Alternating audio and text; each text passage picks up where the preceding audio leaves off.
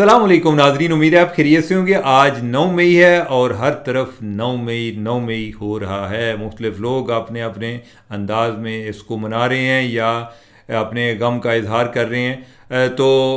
اسی حوالے سے آج ہم بات کریں گے کہ آئی ایس پی آر نے 9 مئی کے حوالے سے ایک نیا بیان جاری کیا ہے۔ دوسرا ایشو کہ جب 9 مئی کا واقعہ ہوا تھا تو کیا army chief general Asim Munir کے خلاف کو بغاوت کی کوشش ہوئی تھی؟ اور تیسرا، سابق صدر عارف الوی آج بلاہر اپنے محبوب کو ملنے اڈیالہ جیل پہنچ گئے، کیا وجہ بنی اس پر ہم بتائیں گے۔ اور بات کو آگے بڑھانے سے پہلے آپ کو روٹین کا ریمائنڈر کہ چینل کو سبسکرائب کرنے سے، ٹلی کو آن کرنے سے اور لائک کرنے سے دنیا کی کوئی طاقت آپ کو نہیں روک سکتی۔ تو آج آئی ایس پی آر نے ایک نیا بیان جاری کیا ہے اور اس میں ایک تو اسی بات کا اعادہ کیا گیا ہے کہ جو اگلے دن D G I S P R نے بات کی تھی، اور آج جو انہوں نے بیان جاری کیا اس میں انہوں نے کہا کہ 9 مئی کے منصوبہ سازوں اور سہولت کاروں سے سمجھوتا نہیں ہو سکتا۔ اب میرے حال نام لینے کی کوئی تکلف کرنے کی نہ انہوں نے نام لینے کی کا نہ انہوں نے تکلف کیا، اور نہ ہی ضرورت ہے کہ وہ کس کی بات کر رہے ہیں۔ وہ پی ٹی آئی کی بات کر رہے ہیں اور وہ عمران خان کی بات کر رہے ہیں۔ اس دفعہ جو بات زیادہ اہم ہے اس بیان میں وہ یہ ہے کہ جو chairman joint chief of staff committee ہیں جنرل ساحر شمشاد مرزا، ان کا بھی ذکر ہے کہ یہ بیان ان کی طرف سے اور آرمی چیف کی طرف سے جاری کیا گیا ہے۔ تو اوورال ان کا پوائنٹ یہ ہے کہ یہ ایک مسلح افواج کی طرف سے بیان ہے اور اس کو اسی طرح سمجھا جائے۔ یہ صورتحال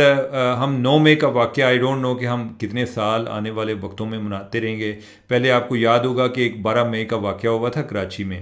اور وہ الطاف بھائی نے کیا تھا اور پورے پاکستان میں ایک طوفان آیا ہوا تھا،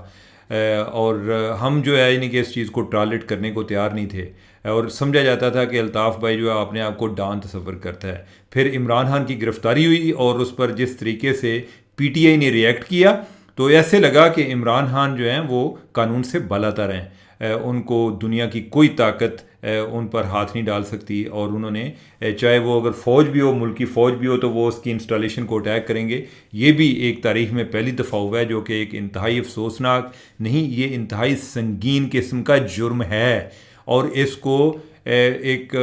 غیر مبہم انداز میں جرم تصور کرنا چاہیے۔ وہ لوگ عمران خان ایک طرف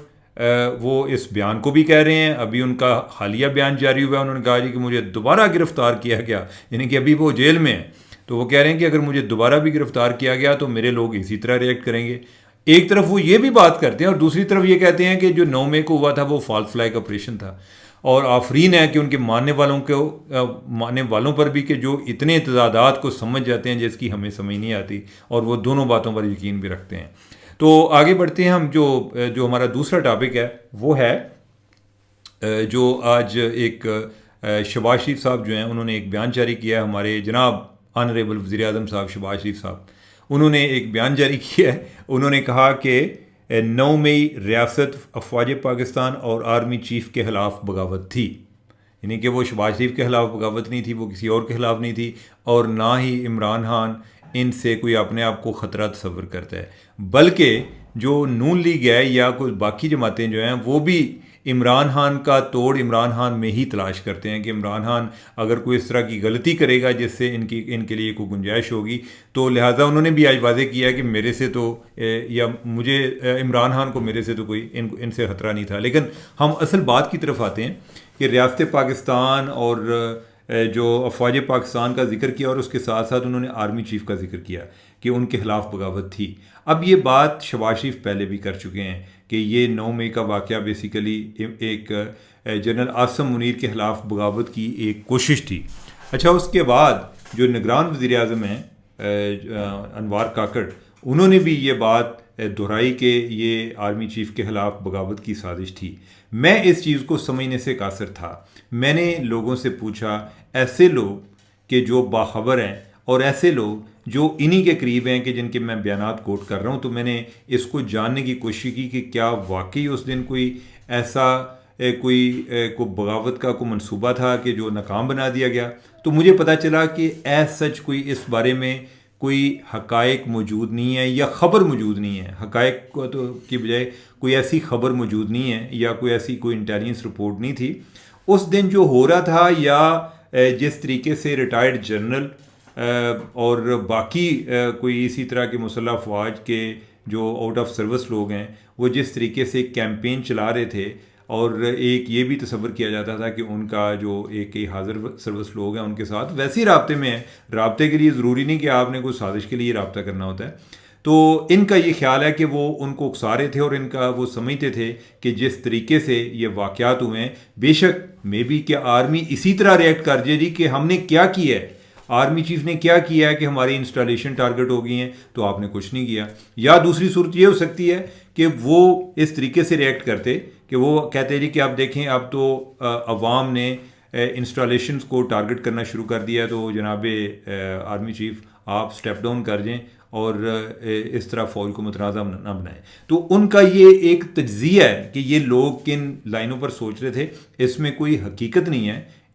اور میں نے ویسے کئی جو ریٹائرڈ جنرل ہیں ان سے بھی بات کی کہ کیا اس طرح کی کوئی بغاوت کے حوالے سے کہ کیا کوئی اتنا آسان کام ہے, تو انہوں نے کہا کہ یہ اتنا آسان کام نہیں ہے کہ جتنا لوگ اس کو کوئی گلی محلے میں بیٹھ کے ڈسکس کر رہے ہوتے ہیں, یہ اس طرح چیزیں نہیں ہوتی. اور یہ بڑا ایک ملٹی لیئرڈ سسٹم ہوتا ہے ان کا انٹیلیجنس کا نیٹ ورک بھی, کہ اگر کوئی اس طرح کی کوئی حرکت ہو رہی ہو تو اس کو کنٹرول کیا جائے. اور آپ کے نالج میں ہوگا کہ یہ والا واقعہ جو ہے اس کے بعد جن افسران کے حوالے سے تھا کہ انہوں نے سستی کا مظاہرہ کیا ہے ان کو انہوں نے ایک سزا دی. جیسے جو کور کمانڈر لاہور ہیں وہ فارغ ہو گئے, ان کے ساتھ کوئی 2 میجر جنرل فارغ ہو گئے, کوئی 2-3 بریگیڈیئر فارغ ہو گئے, اس کے علاوہ کوئی 2-3 اور جگہوں سے کوئی لوگ انہوں نے فارغ کیے. تو یعنی جدھر ان کو لگا کہ یہ نیگلیجنس شو کی ہے یا کسی انداز میں بھی وہ پی ٹی آئی کی حمایت میں انہوں نے کچھ کرنے کی کوشش کی ہے,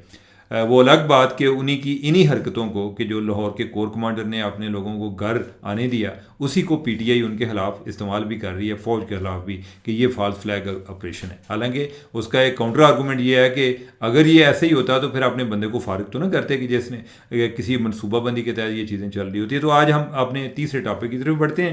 اور تیسرا ٹاپک یہ ہے کہ عارف علوی جو ہیں وہ فائنلی عمران خان کو ملنے میں کامیاب ہو گئے ہیں, اور عمران خان کو ملنے کی ان کی بڑی شدید خواہش تھی. پہلے جب عمران خان کو 9 مئی کو گرفتار کیا گیا تو اس ٹائم بھی عارف علوی نے کہا کہ میرا دل کرتا ہے کہ میں اڑ کے ٹر جاؤں اپنے محبوب لیڈر دے کول. ان کو ادھر سیال پولیس ریسٹ ہاؤس میں پولیس لائن میں رکھا گیا تھا, تو انہوں نے ادھر کوشش کی کہ وہ جائیں, لیکن ان کو روکا گیا کہ سر جی بندے دے پتر بنو, اس طرح کی حرکت نہ کرے جے, تسی صدر پاکستان ہو اس ٹائم, پی ٹی آئی کے ورکر کے طور پہ آپ ایکٹ نہ کریں. تو وہ نہیں گئے. اس کے بعد بلکہ اس سے پہلے انہوں نے عمران خان کے کہنے پہ, عمران خان سے بھی سارے جو پارٹی کے لوگ ڈرتے بھی ہیں, تو انہوں نے جنرل باجوہ کے پاس گئے کہ کسی طرح جو بھی ہے تسی جو بھی سمجھ دو لیکن وہ میرا لیڈر ہے, انہوں آگے کسی طرح مل لو. تو جنرل باجوہ کے ساتھ انہوں نے ایوان صدر میں عمران خان کی 1-2 میٹنگز کرائیں, لیکن